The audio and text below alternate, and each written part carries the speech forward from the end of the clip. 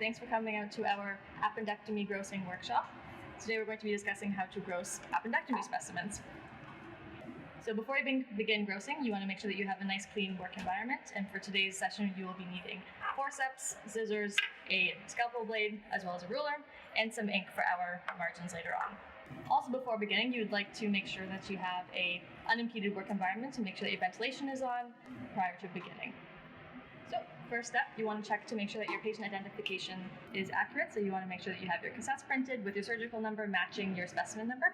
You want to ensure that your requisition is appropriate for the specimen that's in front of you, and that two methods of identification are present on the requisition as well as on your specimen container.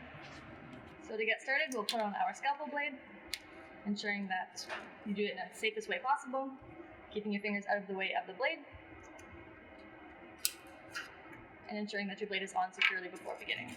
So here we have a relatively normal appearing appendectomy specimen, including the appendix. So we see a smooth serosalized surface here. And same thing on the other side. We have a proximal staple margin, and then opposite to that we have a distal tip. We also have here the mesioappendix, which is yellow lobulated adipose tissue adherent to the appendix. So when you're describing the cirrhosis in your gross description, you want to make sure to include the color. So in this case, I would say it's pale tan. You want to say if it is smooth or ragged or congested. You also want to be looking for any irregular defects on the serosal surface, which could be indicative of a perforation site. The overall measurements you want to give in your appendectomy specimen are measurements of your appendix, so that being the length and diameter. So in this case, we have it being 4.5 centimeters length by 0.3 to 0.5 centimeters diameter.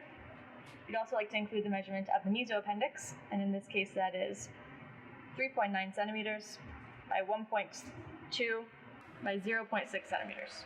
It's important to go through the mesioappendix to look for possible lymph nodes, so that includes just feeling through the fat and looking for any nodular areas. So the first thing that you want to do is cut off your stapled end margin. You put that aside. So the next section that you want to take is going to be your on-fast margin.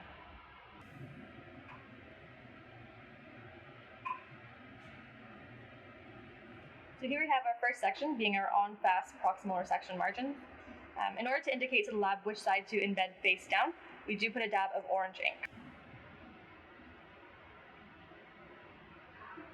So now I've got our first section and our cassette. The next section that we want to take is going to be our distal tip section. So what we do here is we're going to take a section off of the distal tip and bisect it to show a full face of lumen.